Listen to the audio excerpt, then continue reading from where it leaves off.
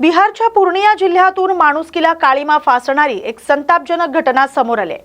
Sikti police ठाण्याच्या हद्दीतील एका गावात एका अल्पवयीन मुलीवर सामूहिक अत्याचार झाल्याचं उघडकीस आले। ही घटना गेल्या 25 मार्च रोजी घडली। पीडितेच्या आईनं शुक्रवारी सिकटी पोलीस ठाण्यात 4 नराधमांविरोधात पॉक्सो कायद्याअंतर्गत गुन्हा दाखल केलाय।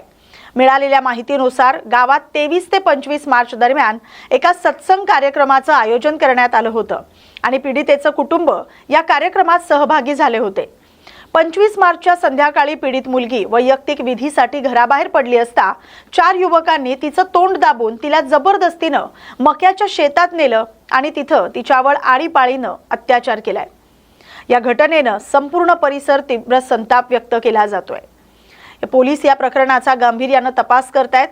या अमानुष कृत्यानंतर नराधमांनी केवळ अत्याचारच केला नाही तर पीडितेचा अश्लील व्हिडिओ देखील बनवलाय। ही घटना कोणाला सांगितल्यास व्हिडिओ सोशल मीडियावर व्हायरल करण्याची धमकी त्यांनी मुलीला दिली होती, ज्यामुळे पीडिता प्रचंड दहशतीखाली होती। या भीतीमुळे तिने सुरुवातीला काहीही सांगितलं नाही, मात्र नंतर तिने आपल्या आईला सर्व आपबीती सांगितले। पीडितेच्या आईनं अर्जात नमूद केलंय की ग्रामीण स्तरावर पंचायतीमध्ये हे प्रकरण मिटवण्याचा प्रयत्न करण्यात आला, ज्यामुळे पोलिसात तक्रार देण्यास विलंब झाला। सिकटी पोलीस ठाण्याचे प्रभारी रोशन कुमार यांनी सांगितले की 4 युवकांविरोधात गुन्हा दाखल करण्यात आलाय आणि पीडितेची वैद्यकीय तपासणी आणि न्यायालयीन जबाब नोंदवण्यासाठी तिला आर्रिया इथं पाठवण्यात आले।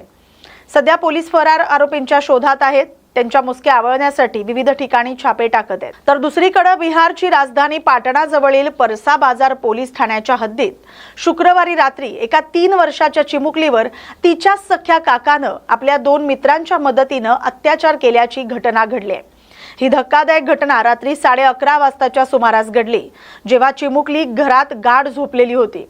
मद्यधुंद अवस्थेत असलेल्या काकानं झोपलेल्या मुलीला उचलून घरापासून 500 मीटर अंतरावर असलेल्या एका निर्जन शेतात नेलं आणि तिथं आपल्या 2 मित्रांसह तिच्यावर अत्याचार केलाय।